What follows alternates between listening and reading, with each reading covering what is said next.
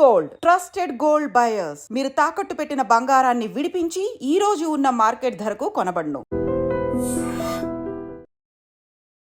నమస్తే, welcome to I dream. నేను మీ Jhansi. TikTok videos దగ్గర నుంచి ఇప్పుడు ఒక గవర్నమెంట్ ఎంప్లాయీ దాకా సెటిల్ అయిపోయారు. అందులో గొప్ప ఏంటి, టిక్టాక్ వీడియోస్, ఇన్స్టాగ్రామ్, యూట్యూబ్ చేసిన వాళ్ళందరికీ గవర్నమెంట్ జాబ్స్ రావట్లేదా? ఏముందో ఒక 4 సంవత్సరాలు కూర్చుంటే ఈజీగా వచ్చేస్తుంది. ఇదే కదా మీరు అనుకుంటున్నారు. 4 సంవత్సరాలు కాదు, ఫస్ట్ అటెంప్ట్లోనే 3 గవర్నమెంట్ జాబ్స్ కొట్టేశారు. ఇప్పుడు ఆ గెస్ట్ మనతో ఉన్నారు. అసలు ఏంటి ఆయన ప్రయాణం ఏంటి, జాబ్ ముందు జాబ్ తర్వాత అంటారు కదా, తన లైఫ్లో జరిగిన సంఘటనల్ని ఇప్పుడు మనం తెలుసుకుందాం. ప్రస్తుతం మనతో ఉన్నారు మల్లం గణేష్ గారు. నమస్తే అండి. నమస్తే మేడం.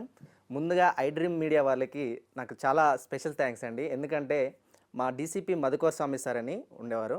సో సార్ వీడియో నేను ఐ డ్రీమ్లో చూసినప్పుడు నాకు కూడా ఏమైనా థాట్ వచ్చిందంటే ఎప్పుడైనా నేను ఐ డ్రీమ్కి వెళ్ళగలనా, అంటే వెళ్ళగలుగుతానా అని నేను అనుకున్నాను.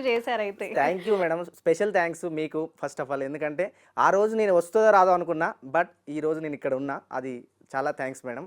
ఓకే గణేష్ గారు, నాకు కూడా ఒక టిప్ చెప్పొచ్చు కదా, యాంకర్ నుంచి కలెక్టర్ వరకు, కెమెరామెన్ నుంచి డైరెక్టర్ వరకు, అట్లా మేము కూడా అయిపోవచ్చా? అంటే చిన్నగా స్టార్ట్ చేశారు మీరు, ఒక మంచి రెప్యూటెడ్ పొజిషన్లో ఇప్పుడు ఉన్నారు. మేము కూడా ఈ సిచ్యువేషన్ నుంచి వెళ్ళాలంటే మాకు ఏమైనా టిప్స్ ఇస్తారా? 100% ఇస్తాను మేడం, తప్పకుండా అచీవ్ చేయొచ్చు. సో ఏంటి మీ జర్నీ ఏంటి? ఫస్ట్ మీరు అంటే చదువు అయిపోయిన తర్వాత జనరల్గా సరదాగా చేసిన టిక్ టాక్ వీడియోస్, కట్ చేస్తే గవర్నమెంట్ జాబ్, ఇదేదో మూవీలో ఉందన్నమాట. ఒక సాంగ్లో మొత్తం హీరో ధనవంతులు అయిపోయినట్టు అలాగా. సో ఏంటి మీ స్టోరీ ఏంటి? బేసిక్గా మేడం మాది వచ్చేసి ఒక నిరుపేద కుటుంబమే. మాది ఒక గ్రామం రామానుజపురము. సో మా డాడీ, మా మమ్మీ, మా తమ్ముడు, మా ఫ్యామిలీ. సో బేసిక్గా వ్యవసాయ కుటుంబమే మాది చిన్నప్పటి నుంచి కూడా. అయితే ఇక మా డాడీకి చిన్నప్పుడు ఒక కళ ఉండేది అన్నట్టు. మా ఫ్యామిలీ మొత్తంలో ఎవరికి కూడా గవర్నమెంట్ జాబ్స్ అనేది లేవు. ఈవెన్ మా ఊర్లో కూడా కొంచెం చాలా తక్కువ. ఎప్పుడో బ్యాక్ 10-20 ఇయర్స్ బ్యాక్ వచ్చినాయి, కానీ ప్రజెంట్ సిచ్యువేషన్ లేదు. మా డాడీ చిన్నప్పుడు చదువుకునేటప్పుడు ఆయన అచీవ్ చేయలేని గవర్నమెంట్ ఉద్యోగం అనేది నా కొడుకుల ద్వారా చేయగలగాలి అనే ఒక థాట్ మా డాడీ ద్వారా వచ్చింది. ఈ థాట్ అనేది ఫస్ట్ ఆఫ్ ఆల్. సో మీ నాన్నగారి డ్రీమ్ ని ఫుల్ఫిల్ చేయడానికి ఇటువైపు వచ్చాను. బట్ అంతటితో నాకు కూడా ఒక డ్రీమ్ ఉండేది, ఎస్ ఖచ్చితంగా గవర్నమెంట్ జాబ్ కొట్టాలి ఏదో ఒక రోజు. బట్ ఏ విధంగా కొట్టాలనేది తెలియకపోయేది. సో అట్లా ఆ జర్నీ అనేది దాని త్రూ కాకుండా ఎప్పుడైతే నేను వచ్చానో, అంటే ఇదంతా దీని ప్రకారంగా వచ్చిన తర్వాత నేను డిగ్రీ అయిపోయిన తర్వాత మంచి స్కోర్ చేసేది ఉండే. మంచి స్కోర్ చేస్తూ ఉంటే ఈ గవర్నమెంట్ జాబ్, గుడ్ స్టూడెంటే. 10th లో టాపర్ నేనే, మా స్కూల్లో టాపర్ నేనే. ఈవెన్ ఇంటర్లో 950+ వచ్చినాయి, డిగ్రీలో 90+ వచ్చింది. ఈవెన్ ఎంబీఏ కూడా చేశాను నేను, ఎంబీఏలో కూడా 90% వచ్చింది. సో చాలా క్లెవర్ స్టూడెంట్ గానే ఉండే, బట్ ఒక వే అనేది తెలియకుండే, అంటే ఎట్లా చదవాలి ఏంటి అనేది. సో మా డాడీ చెప్తూ ఉండే, ఎప్పటికీ నువ్వు ఒక మంచి పొజిషన్లో ఉండాలిరా అట్లా అని చెప్తూ ఉండే. సో అదే విధంగా నేను ఏం చేసిన, డిగ్రీ అయిపోయిన తర్వాత హైదరాబాద్కి వచ్చేసినాం అన్నట్టు. హైదరాబాద్కి వచ్చిన తర్వాత మా ఫ్రెండ్స్ కానీ నేను కానీ ఏం చేద్దాం రా, అరే గవర్నమెంట్ జాబ్ కొట్టాలని ఒక థాట్ అయితే ఉంది, బట్ ఎట్లా కొట్టాలో తెలియకుండే. అయితే ఇంకో బ్రదర్ ఉండే, ఇంకో అన్నయ్య నరేష్ అనే ఒక అన్నయ్య ఉండే. అతను ఏం చెప్పిండానంటే, అరే మీరు బాగా చదువుతారు కదా, అయితే ఆయన ఎట్లా కనెక్ట్ అయ్యిందంటే, మాకు ఇంటర్లో వార్డెన్ చేస్తుండే మాకు. అప్పుడు చూసిండు మా టాలెంట్ ఆయన చూసి, అరే మీరు మంచిగా చదువుతారా, బ్యాంక్ కోచింగ్ సైడ్ వెళ్ళండి రా అని చెప్పిండు. చెప్తే ఇంకా ఓకే అని మేము నంద్యాల తీసుకెళ్ళిండు అన్నట్టు, అక్కడ జాయిన్ అవుదాం అన్నట్టు. సో అక్కడ జాయిన్ అవుదామని వెళ్ళినాం. అంతే, ఇంకా లగేజ్ మొత్తం తీసుకొని పోయినాం. ఇంకా లగేజ్ మొత్తం తీసుకొని పోయి జాయిన్ అయిదాం అనుకుంటే ఆడ కాంపిటీషన్ చూసే బ్యాక్ వచ్చేసాం. నంద్యాల అంటేనే మహాసముద్రం, మనం ఇలా నించొని చూసేస్తే వామ్మో ఇంతమంది ఉన్నారు, అసలు వాళ్ళు చూసేసరికి భయం అయిపోయింది. అమ్మ ఇంతమందిలో మనం ఏడా కొట్టగలుగుతాం ఏంది అనేది. వెంటనే అదే భయంతోనే, అదే ఫస్ట్ మెట్ అనుకోండి, ఇంకా భయానికి అక్కడ వెనకాడి మళ్ళీ ఇంకెప్పుడు కూడా వెనకాలేదు. సో అదే ఫస్ట్ స్టెప్ అయిపోయింది. అంటే అక్కడ నుంచి వచ్చేసారా మళ్ళీ వెంటనే అదే 1 డే వెళ్ళినాము, మళ్ళీ నైట్ మళ్ళీ ఎమ్మటే ఎక్కేసి వచ్చినాము. అంటే అక్కడ సిచ్యువేషన్ చూసి భయం వేసింది. ఓకే మేము చదవగలుగుతామా, మేము ఇక్కడ ఇలాంటి గ్రామాల నుంచి వచ్చినాము, అక్కడ మొత్తం చూస్తే అసలు ఆ క్రౌడ్ చూసేసరికి భయం వేసింది. ఎప్పుడు వెళ్ళారు? ఎగ్జామ్ అయిపోయిన తర్వాత వచ్చేస్తారు, అప్పుడు చూసారా? మీరు అప్పుడు చూసుంటే సీఎం పిఎం వస్తున్నారేమో అనిపిస్తుంది. మన ఒక బిల్డింగ్ పై నుంచి చూస్తే కిందంతా ఎలా అంటే చీమల్లా కనిపిస్తారనమాట. వేలు కాదు లక్షలు ఉంటారు, లక్షలలో ఉన్నారు అక్కడ జనాలు చూసేసరికి ఇదంతా మనతో సెట్ కాదు, మళ్ళీ వచ్చేద్దాం అన్నట్టు అంటే మళ్ళీ హైదరాబాద్కి వచ్చాము. హైదరాబాద్కి వచ్చి ఇంకా ఓకే మనం గవర్నమెంట్ జాబ్ ఈ సిచ్యువేషన్ ఇట్లున్నాయి, బట్ సాధించాలనే ఒక థాట్ ఎప్పటికి ఉండే, బట్ అది ఈ సిచ్యువేషన్స్ ఇట్లున్నాయని మళ్ళీ ఏం చేసినాం, ఏదో ఒక ఇన్స్టిట్యూట్లో జాయిన్ అవుదాం, బేసిక్లా నేర్చుకుందాం ఫస్ట్, తర్వాత అక్కడికి వెళ్దాం అనే ఇంటెన్షన్తో మళ్ళీ ఒక ఇన్స్టిట్యూట్లో జాయిన్ కావడం జరిగింది.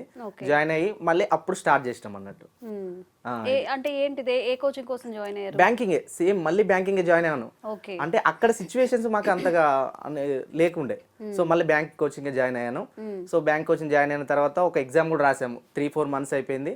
అయిపోయిన తర్వాత ఒక ఎగ్జామ్ అటెంప్ట్ చేశాను. ఆ ఎగ్జామ్లో అవుట్ ఆఫ్ 80 marks ఉండే, RRB రూరల్ బ్యాంక్స్ అని ఉంటాయి, దాంట్లో 80 marks 72 marks వచ్చినాయి నాకు. ఓకే. ప్రిలిమ్స్ లో 72 marks వస్తే 78 77 ఉంది cut off, OBC cut off. అమ్మ ఇది మనతో అయ్యేటట్టు లేదు, ఇక అక్కడ సిచ్యువేషన్ అట్లయింది, ఈడ ఇట్లయింది అనుకొని ఇది ఈ థాట్ లో ఉండగానే ఈవెన్ కరోనా వచ్చేసింది. అదే కరెక్ట్ సిచ్యువేషన్ లో మంచి ప్రిపేర్ అవుతున్నాము, మంచి టైంలోనే కరోనా రావడం జరిగింది. ఇంకా అప్పుడు ఇంటికి వెళ్ళాము, అప్పుడు స్టార్ట్ అయింది మీరు చెప్పిన TikTok videos. Yes. Okay.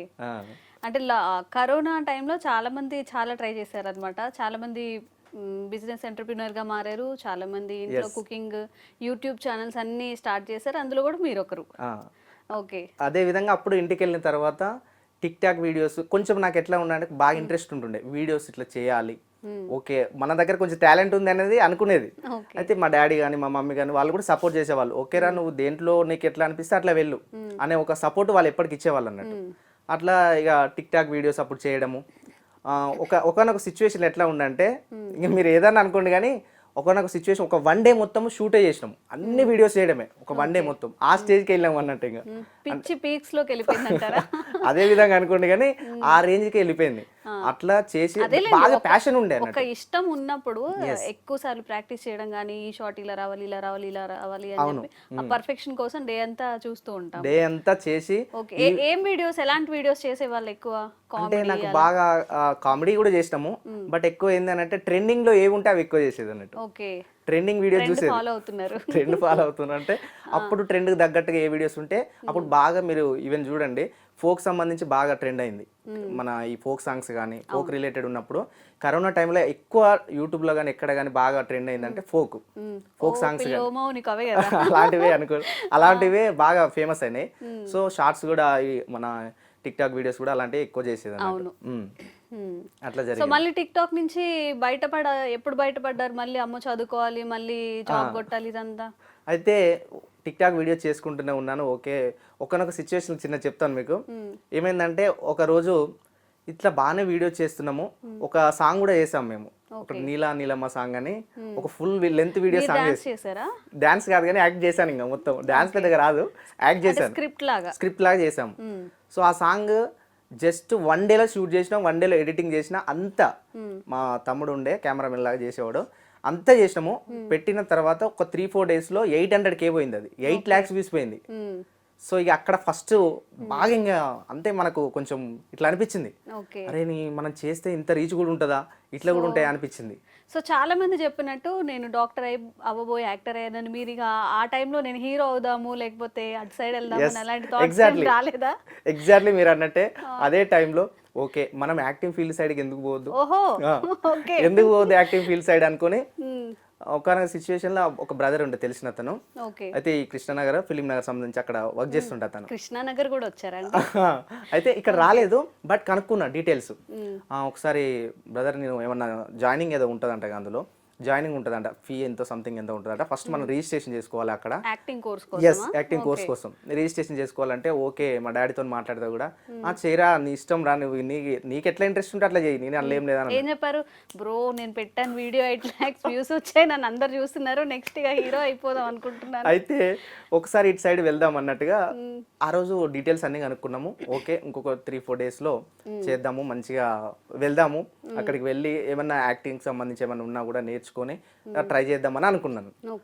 So అట్లనే అది డిలే అయిపోయింది. అక్కడ డిలే అయిపోవడం వల్లనే ఇప్పుడు మళ్ళీ ఇప్పుడు ఈ స్టేజ్కి వచ్చిందేమో అనిపిస్తుంది, కానీ అది కొంచెం కొంచెం లేట్ అయ్యి డిలే అయిపోయి మళ్ళీ తర్వాత కోవిడ్ 2nd wave వచ్చేసింది. ఇంకా తర్వాత అప్పుడప్పుడు కొంచెం తగ్గుతుంది, తగ్గినప్పుడు మళ్ళీ ఓకే మనం ఈ వీడియో చేయడం ఇవన్నీ బాగానే ఉన్నాయి, బట్ మనకంటూ ఒక సెక్యూరిటీ అనేది ఉండాలి కదా, సెక్యూరిటీ లైఫ్ అనేది లేదు కదా, మరి దాని గురించి ఎట్లా, మనకు ఒక ప్యాషన్ ఉంది ఏది గవర్నమెంట్ జాబ్ సంబంధించి, మరి అదేంది ఇది రెండు అయితే ప్యారలల్ గా చేస్తే బాగుంటుంది కానీ ఒక థాట్ వచ్చింది అప్పుడు నాకు.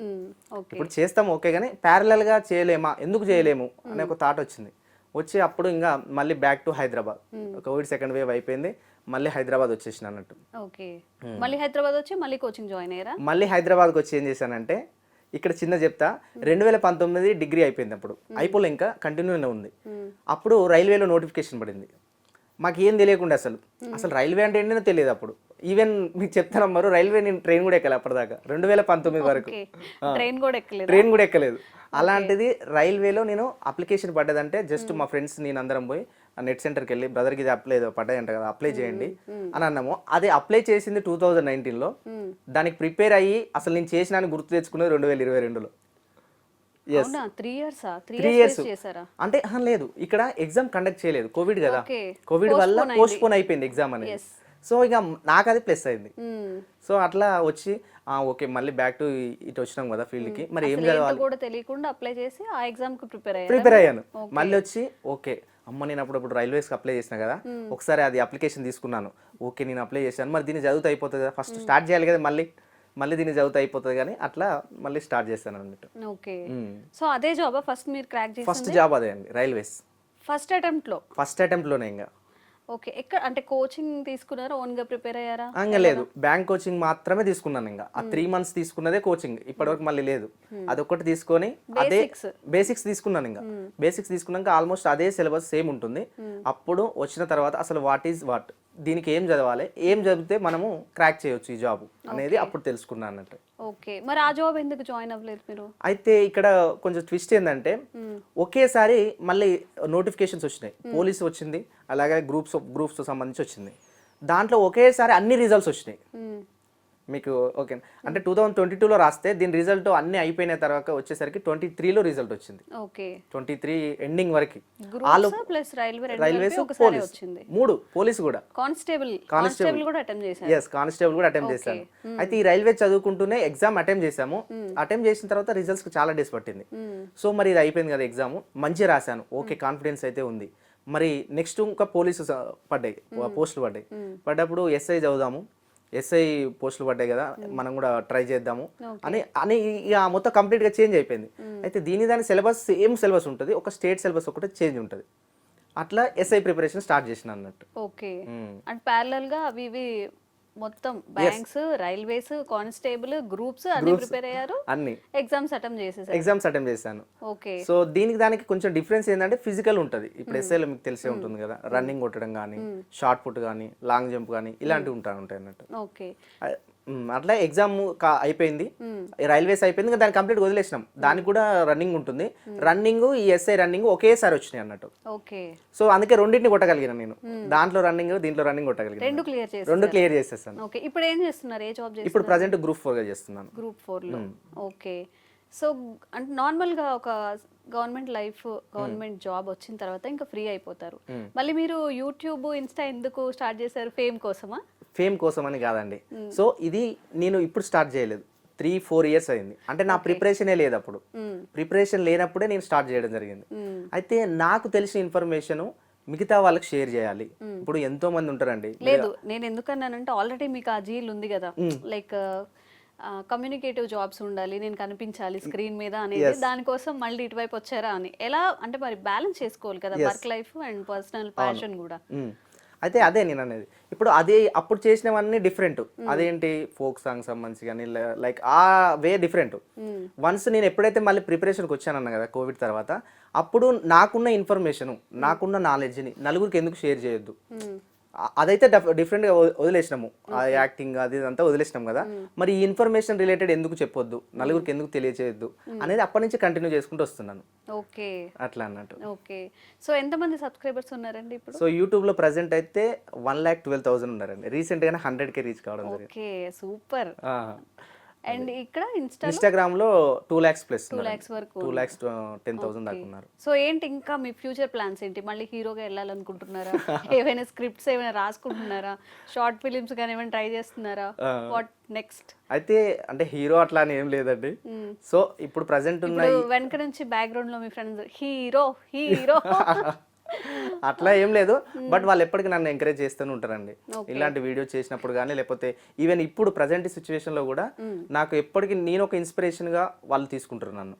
అట్లా వాళ్ళు కూడా ప్రిపరేషన్లోనే ఉన్నారు, ఇప్పుడు ప్రజెంట్ చదువుతున్నారు వాళ్ళు కూడా. ఒక చిన్న ఏంటంటే మా ఫ్రెండ్ ఒక అతను ఈవెన్ డిగ్రీ అయిపోయి అప్పటి వరకు నాతోనే ఉన్నాడు చిన్నప్పటి నుండి. తను ప్రైవేట్ జాబ్ చేసుకునేటోడు. ఇప్పుడు నేను డిగ్రీ తర్వాత ఇటు వచ్చేసినాం కదా బ్యాంక్ కోచింగ్ అని, తను ప్రైవేట్ ఫీల్డ్కి వెళ్ళిపోయాడు. ఇప్పుడు ఇదే టైంలో నాకు జాబ్స్ రావడం కానీ ఇదంతా నన్ను చూసి ఇన్స్పైర్ అయ్యి ఇప్పుడు ప్రజెంట్ ప్రిపరేషన్ అవుతున్నాడు. నాకు చాలా హ్యాపీ అనిపించింది అది. ఓకే, అట్లా మీరు స్టార్టింగ్ లో middle class or poor family అని చెప్పారు. అంటే మనకి ఒక జాబ్ వచ్చిన తర్వాత సినారియో ఇలా మారిపోతుంది అనమాట. జాబ్ ముందు ఎలా ఉంది లైఫ్, ఇప్పుడు ఎలా ఉంది అంటే ఒకటి ఏంటంటే బిఫోర్ కూడా మా డాడీ కానీ ఎప్పుడు కూడా మీరు ఈ స్టేజ్లో ఉన్నారా అని మాకు ఎప్పుడు చూపెట్టలేదండి. అంటే మీరు పూర్ ఫ్యామిలీలు ఉన్నారా, మీరు ఇంతలోనే ఉండాలని ఎప్పుడు చూపెట్టలేదు. అంటే మా కొడుకులు ఎప్పుడు కూడా ఈ లెవెల్లోనే ఉండాలి, ఆ లెవెల్లోనే కంటిన్యూ చేయాలి అనేది మా డాడీ మా మమ్మీ కానీ ఆ లెవెల్లో చూసేవాళ్ళు అన్నట్టు. ఓకే, సో మాకు ఎప్పుడు కూడా మేము అంటే బేసికల్గా మా డాడీ చిన్నప్పటి నుంచి కూడా అండి, ఈవెన్ మా డాడీ ఆటో తోలిండండి స్టార్టింగ్ లో. ఆటో తర్వాత ట్రాక్టర్ తీసుకున్నాడు. అంటే అంచెలంచెలుగా ఎదిగి ఈ స్థాయికి వచ్చింది కాబట్టి ఆయనకు తెలుసు అందులో ఉన్నది ఏంటి అనేది. సో కాబట్టి ఆ కష్టాన్ని మాకు చూపెట్టలేకపోయిండు, ఆయనే పడ్డాడు కష్టం. బట్ మాకు అది చూపెట్టకుండా ఈ రోజు ఈ స్టేజ్ లో మమ్మల్ని ఉంచగలిగిందంటే మా డాడీ మా మమ్మీ వాళ్ళ కష్టం. ఖుషి అయిపోయి ఉంటారు మీ అసలు చాలా అండి. అసలు ఇంకొకటి మా తమ్ముడు కూడా సింగరేణి జాబ్ వచ్చిందండి గవర్నమెంట్. సూపర్, 22 years లోనే గవర్నమెంట్ జాబ్ వచ్చింది. సో అందరు ఇప్పుడు మీ చుట్టాల్లో అందరు పిల్లనిస్తాను అని అడుగుతున్నారా? అడుగుతున్నారండి, అడుగుతున్నారంట. జనరల్ గా ఉండే సినారియోస్ కదా. అవును, చాలా. మా డాడీ కూడా ఫోన్ చేసి అరే వీళ్ళు ఇట్లా ఇస్తారంటారా, అది రా ఇది రా అని చెప్తా ఉంటాడు. ఓకే, అట్లా కట్నం అడుగుతున్నారా బాగా ఎక్కువ? కట్నాలు అట్లాంటివి ఏం లేవండి. అయితే యాక్చువల్గా మనం టిక్ టాక్ వీడియోస్ కానీ నిజంగా ఒక యూట్యూబర్ గానో ఇప్పటికీ కూడా ఇన్స్టా ఇంత ఫాలోయింగ్ ఉన్నా కానీ పల్లెటూర్లలో ఏంటంటే వాడా ఎప్పుడు వీడియోస్ చేసుకుంటూ ఉంటాడు, లేకపోతే ఇంకేదో పనికి మాలిన పనులు చేస్తూ ఉంటారు, ఆ కైండ్ ఆఫ్ వేలో వాళ్ళు ఉంటారు పెద్దవాళ్ళు. అప్పుడు ఎలా ఉండేది? ఇప్పుడు మీరు ఒక సక్సెస్ఫుల్ గా ఒక జాబ్ కొట్టారు కాబట్టి ఇప్పుడు వెళ్తే ఎలా ఉంటుంది, వాళ్ళ రియాక్షన్ ఎలా ఉంది అసలు? ఓకే అండి, తప్పకుండా. అయితే నేను ఇప్పుడు మీకు చెప్పాను కదా వీడియో చేసేటప్పుడు అని, ఆ కోవిడ్ టైంలోనే ఒక చిన్న ఇన్సిడెంట్ చెప్తాను. కోవిడ్ టైంలో అప్పుడు వర్షాలు బాగా పడుతున్నాయండి. ఆ టైంలో జూన్ టైంలో మా ఊర్లో ఒక వీడియో తీద్దామని ఒక ఆలోచన వచ్చిందండి. ఆలోచనతో నేను ఏం చేశాను, ఒక 5-6 మెంబర్స్ని పిల్లగాళ్ళు ఉంటారు కదా వాళ్ళందరినీ తీసుకొని మా తమ్ముడు కెమెరాతో తీసుకొని ఓన్లీ ఫోనే, కెమెరా కూడా అంటే కెమెరా కాదు ఫోనే, పోయి ఇక్కడ మత్తడి అంటారు, మీకు ఐడియా ఉంటుంది, చెరువు వస్తుంది కదా వాటర్, అక్కడికి వెళ్ళి వీడియో తీద్దాము కొంచెం వైరల్ అవుతుందేమో అన్నట్టుగా వెళ్ళాము. ఆ వెళ్తున్న క్రమంలోనే మా ఊరు దగ్గర కొంతమంది నార్మల్ పెద్ద మనుషులు మాట్లాడుకుంటారు కదా ఒక దగ్గర కూర్చొని, అక్కడ కూర్చొని వెళ్తుంటే వీడేందిరా ఎప్పుడు ఈ వీడియోలని అదని ఇదని తిరుక్కుంటా పనిపాటు లేకుండా తిరుక్కుంటా ఉంటాడు, ఇంకేం పనిపాటు లేదా అని వాళ్ళు అనుకుంటున్నారు. నాతో డైరెక్ట్గా అనలేదు, వాళ్ళు అనుకుంటే నేను విన్నాను. అప్పుడు బాగా బాధ అనిపించిందండి. అయితే వాళ్ళు నాకు సపోర్ట్ చేసేది లేదు అక్కడ. అట్లీస్ట్ వాళ్ళు చూసి కూడా ఈ లెవెల్లో మాట్లాడుకుంటున్నారు, ఓకే పర్లేదులే అనుకున్నాను. సో అది నాకు మైండ్లో బాగా ఫిక్స్ అయిందండి అప్పటి నుండి కూడా ఇప్పటి వరకు. ఓకే అనుకున్నాను. అదే ఆడ కట్ చేస్తే ఆ వీడియో కొంచెం వైరల్ అయింది. వైరల్ అయిన తర్వాత అయినా కూడా వాళ్ళకి తెలియదు ఇప్పటి వరకు కూడా ఈ యూట్యూబ్ ఇట్లుంటుంది అట్లుంటుంది. సో రీసెంట్గా ఒక వన్ మంత్ అయిందండి, సంక్రాంతి ఫెస్టివల్కి వెళ్ళిన. వాళ్ళు ఎవరైతే అన్నారో వాళ్ళ అందరి ముందే మా ఊర్లో నాకు సన్మానం చేయడం జరిగిందండి. అవునా, సూపర్. చాలా చాలా హ్యాపీ అనిపించింది అసలు. వాళ్ళందరూ అంటే ఈ రోజు నేను వాళ్ళకి ఎప్పుడు డైరెక్ట్గా ఇట్లా అన్నారు అట్లా అన్నారు అనకపోయినా అదే నాకు పెద్ద సక్సెస్గా ఫీల్ అయినాను. అవును, నిజంగా మనం ఎదిగే క్రమంలో కానివ్వండి, మనకి జాబ్ అయిపోయిన తర్వాత ఈ జాబ్ వచ్చేంత వరకు స్ట్రగుల్ పీరియడ్ ఎవరైతే ఉంటారో, మెయిన్ గా గవర్నమెంట్ జాబ్ కొట్టాలి అనుకున్న వాళ్ళు, మీరైతే ఫస్ట్ అటెంప్ట్ లో క్రాక్ చేశారని చెప్తున్నారు, బట్ ఒక గవర్నమెంట్ జాబ్ నిజంగా కొట్టాలంటే మినిమం 3 to 4 years పడుతుంది. ఇప్పుడు మినిమం సిలబస్ టఫ్ గా ఉండడం కానివ్వండి ఏదైనా కానీ, ఆ స్ట్రగుల్ పీరియడ్ ని ఫేస్ చేసి మీకెప్పుడు బంధువుల నుంచి కానీ లేకపోతే మీ నాన్న వాళ్ళకి ఎందుకు ఇంత చదివిస్తున్నారు అలాంటివి ఎప్పుడు ఏం రాలేదా? వచ్చినాయండి కొన్ని, సమ్ టైమ్స్ వచ్చినాయి. మా డాడీ కూడా అనేవారు అప్పుడప్పుడు, అరే వీళ్ళు ఇట్లా అంటున్నారా వాళ్ళు అట్లా అంటున్నారు, ఎందుకు నీ కొడుకుల్ని చదివించడం ఎందుకు, ఏదో ఒక వర్క్ చేపిరాదు. కొడుకుల్ని కూడా చదివించొద్దా? జనరల్ గా అమ్మాయిల విషయంలో ఉంటా ఉంటారు. అయితే అట్లా ఉందండి ప్రజెంట్ సిచ్యువేషన్ సమాజంలో. అంటే వాళ్ళు మేబీ ఓర్వలేకనో తెలియదు, లేకపోతే ఇంకా వేరే ఏదైనా ఇష్యూ ఉండొచ్చు. అయితే మీ కొడుకులు చదివించడం ఎందుకు, ఏదో ఒక పని చేపించుకుంటే నెలకి 20-30 వేలు వస్తాయి కదా, అప్పుడు నీకు కూడా కొంచెం ఇట్లా ఉంటది కదా అన్నట్టుగా వాళ్ళ వే ఆఫ్ లో వాళ్ళు అని ఉండొచ్చు. సో అట్లా అన్నప్పుడు కూడా మా డాడీ ఏమనేవారు, లేదు లేదు నేను ఖచ్చితంగా వాళ్ళు ఎక్కడి వరకు చదివితే అక్కడి వరకు చదివిపిస్తా, ఖచ్చితంగా వాళ్ళు ఏదో ఒకరు సక్సెస్ అవుతారా నాకు నమ్మకం ఉంది. సో ఆ నమ్మకమే ఇప్పుడు మాకు ఇట్లా అనిపించిందండి. ఓకే, ఆ నమ్మకం నిలబెట్టినామని మేము అనుకుంటున్నాం. ఆల్ హ్యాపీస్ అయితే చాలా చాలా హ్యాపీ అండి. ఓకే. సో ఈ యూట్యూబ్ వెనుక మోటివ్ ఏంటి? ఈ యూట్యూబ్లో అంటే అన్ని నోటిఫికేషన్స్ వీటికి సంబంధించిన ఇన్ఫర్మేషన్ ఎక్కువగా ఉంటుంది. కంప్లీట్గా యూట్యూబ్ సంబంధించి ఇప్పుడు అంటే ఈ ప్రజెంట్ నోటిఫికేషన్స్ ఏమేమి ఉంటాయి, వాటికి ఎట్లా ప్రిపరేషన్ కావాలి, ప్రిపరేషన్ స్ట్రాటజీ ఏ విధంగా ఉండాలి, నెక్స్ట్ ఏమన్నా రిజల్ట్స్ సంబంధించి ఎప్పుడు రావచ్చు, లేకపోతే ఇలాంటి ఏమేమి బుక్స్ తీసుకోవాలి, ఎలాంటి కోచింగ్ తీసుకోవాలి ఏంటి అనేది కంప్లీట్ డీటెయిల్స్ ఇస్తాను. మరి ఎలా బ్యాలెన్స్ చేసుకుంటారు వర్క్ ఇంకా యూట్యూబ్ ఇదంతా? ఎస్, టైం అంటే మనకు డ్యూటీ టైంలో డ్యూటీని చేస్తాను, మిగతా టైం ఏదైతే ఉంటుందో ఆ టైంలో ఈ వీడియో చేయడం జరుగుతుందండి. ఓకే. సో మీరు ప్రిపేర్ అయ్యారు, జాబ్లో ఉన్నారు, బట్ ఇప్పుడు కొత్తగా జాబ్లోకి రావాలి, గవర్నమెంట్ జాబ్ కొట్టాలి, మీరు ఎన్నైతే డ్రీమ్స్తో వచ్చారో, గవర్నమెంట్ జాబ్ అంటే నిజంగా అదే ఒకళ్ళ డ్రీమ్. పేరెంట్స్ కి అలా ఉండొచ్చు, పర్సనల్ గా మనకి అయి ఉండొచ్చు. మీరు ఏం సజెస్ట్ చేస్తారు ఇప్పుడు వచ్చే వాళ్ళకి? సో ఇప్పుడు వచ్చే వాళ్ళు మెయిన్ గా ఏంటంటే చాలా మంది కొంతమంది అవగాహనతో వస్తారండి, కొంతమందికి ఏమో తెలియదు అసలు ఎట్లా చదవాలి ఏందో కూడా తెలియదు. మీరు పారిపోయినట్టు పారిపోయిస్తారు, చాలా మంది అట్లా వస్తూ ఉంటారు, కోచింగ్ సెంటర్స్ నుంచి అట్లా వస్తూ ఉంటారు. అయితే ఎవరైనా కానీ ఇప్పుడు కొత్తగా ప్రిపేర్ అయ్యే వాళ్ళకు కన్సిస్టెన్సీ అనేది ఉండాలండి ఖచ్చితంగా. ఓకే నేను చదవనా అనే ఒక కాన్ఫిడెన్స్ లోపలతో వచ్చి ఇక్కడ కన్సిస్టెన్సీ మెయింటైన్ చేయాలండి. మన ప్రైవేట్ జాబ్ అంటే ఈ రోజు చేసుకోవచ్చు, రేపు చేసుకోవచ్చు, ఇంకా 10 సంవత్సరాలకైనా ఎప్పుడు పోయినా ఏదో ఒక ఫీల్డ్లో చేసుకోవచ్చు.